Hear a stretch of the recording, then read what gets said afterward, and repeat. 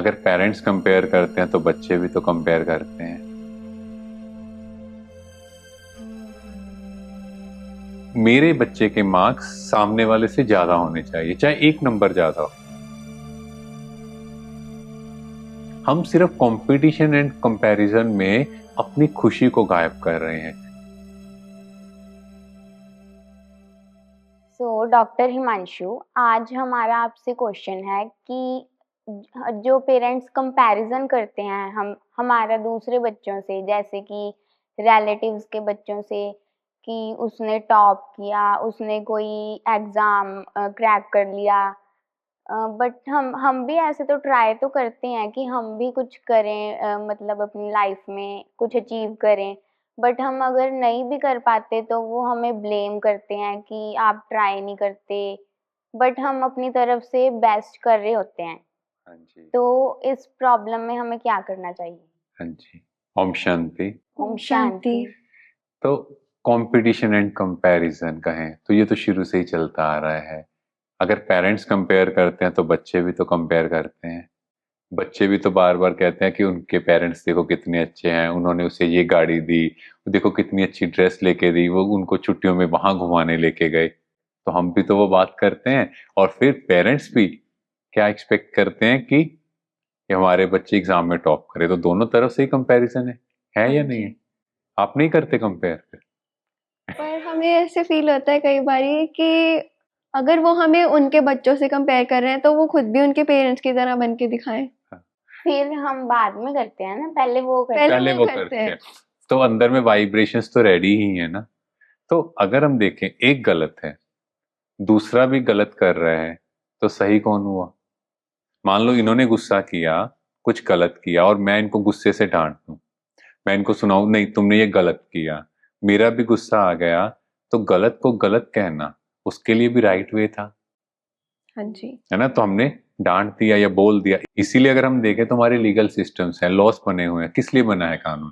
कि अगर कोई गलत करता है तो कानून उसे सजा देगा। तो सिमिलरली अगर कोई गलत कर रहा है तो मेरा राइट नहीं है उसको डांटने का, मुझे सिर्फ उसको गाइड करना है कि ये चीज गलत है, ये चीज राइट है।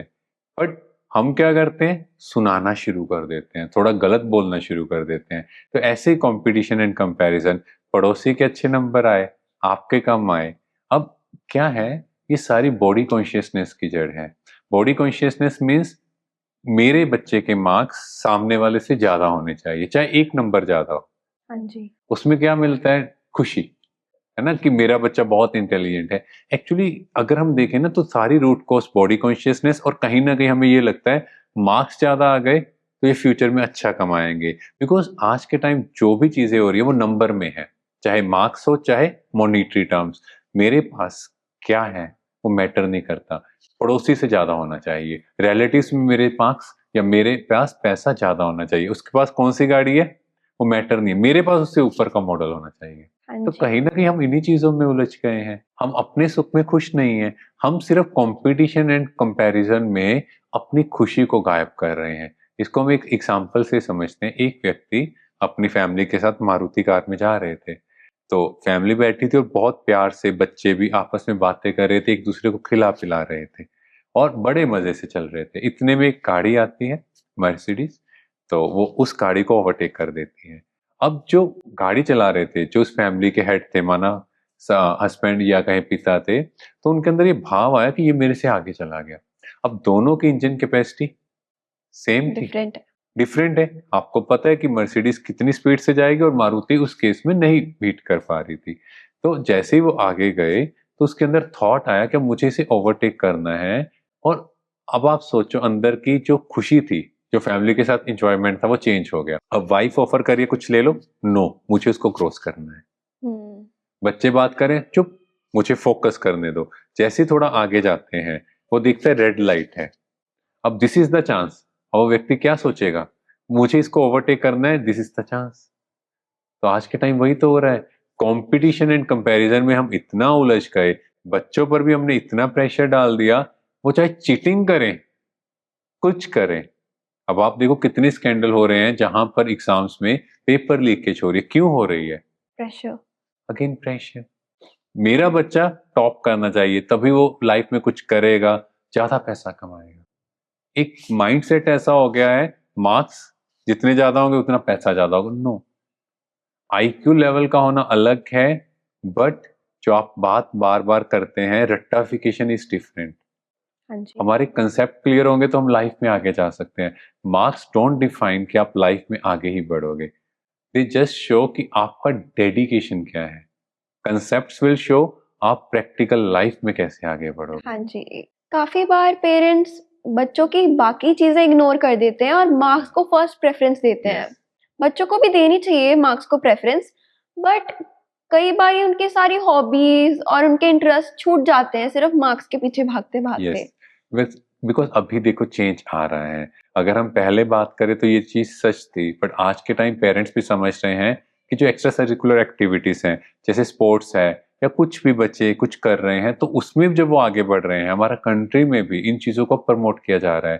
पहले वो स्कोप नहीं था कि ये था कि ये चीजें कर लेंगे, टैलेंटेड है, बट खाना कैसे खाएंगे, हाँ जी, है ना, उसके लिए तो अर्न करना पड़ेगा। तो अब चेंजेस आ रही हैं, सो डोंट वरी, वो चीजें अलग हैं। बट अगर पेरेंट्स किसी से कंपेयर करते हैं, कंपैरिजन करते हैं, इट्स ओके।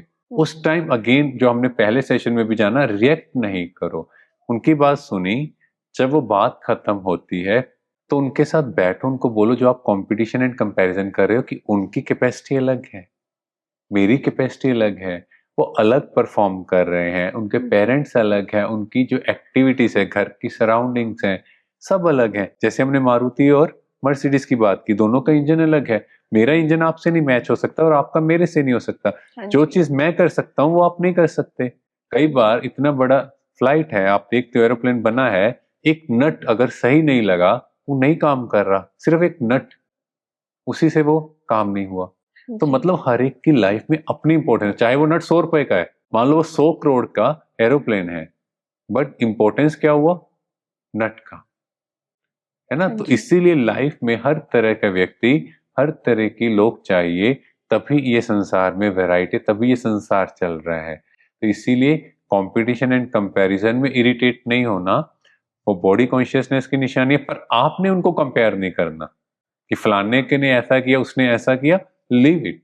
तो हम आप उनको कैसे समझाएं कि कंपैरिजन से, और जो वो हमसे कंपैरिजन और कंपटीशन के बारे में जो बातें करते हैं, हमें क्रिटिसाइज करते हैं, वो हमें हर्ट करता है। यस, तो हम उनको कैसे एक्सप्लेन करें कि अगर आप हमें पढ़ाई के लिए कंपेयर कर रहे हो तो आप बाकी चीजों के लिए भी तो करो, कि हम काफी चीजों में उनसे आगे आगे भी हैं। हैं। हाँ, तो हमने उसमें जाना ही नहीं है। देखो, अगर हम उनसे प्यार से बात करेंगे, उनको बोलेंगे देखो कि हम भी आपको किसी से कंपेयर नहीं कर रहे, उनके घर में ये सराउंडिंग्स हैं, ये चीजें हैं, मेरी कैपेसिटी में अलग है, तो वो थोड़ी थोड़ी बात सुनेंगे।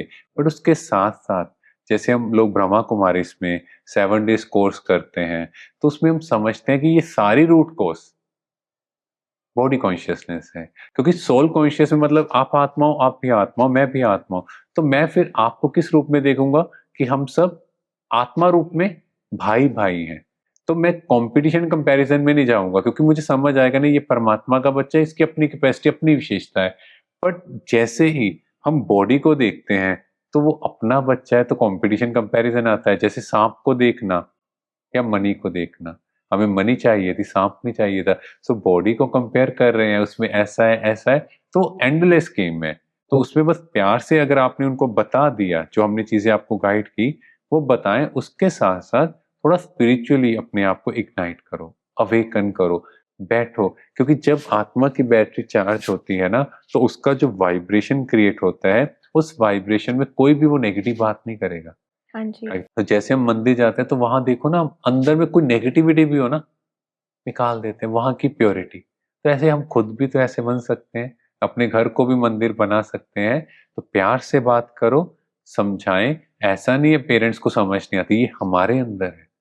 क्या वो सोल नहीं है, क्या उनमें सेंसिटिविटी नहीं है? हाँ क्योंकि जी, हमने कभी उनको उस सेंस में समझाने की कोशिश नहीं की, हमने भी उनको जज किया, हाँ जी। हमने भी अपनी रिएक्शन पहले ही फिक्स की हुई है। हम भी बोल रहे नहीं, आप तो हो ही ऐसे, आप तो ऐसे ही करोगे। तो दोनों चीजें गलत है। तो जैसा कि हमने आज के एपिसोड में समझा कि कंपैरिजन दोनों एंड से है और वो गलत है, तो डॉक्टर हिमांशु ने हमें बताया कि body consciousness is the main problem. हमें सोल कॉन्शियस होना चाहिए, जिसके लिए हम 7 डेज कोर्स कर सकते हैं, हम सबको करना चाहिए। और कंपैरिजन दोनों साइड से है और वो गलत है। हमें प्यार से अपने पेरेंट्स को समझाना चाहिए और हमें खुद भी उनको किसी से कंपेयर नहीं करना चाहिए। Thank you.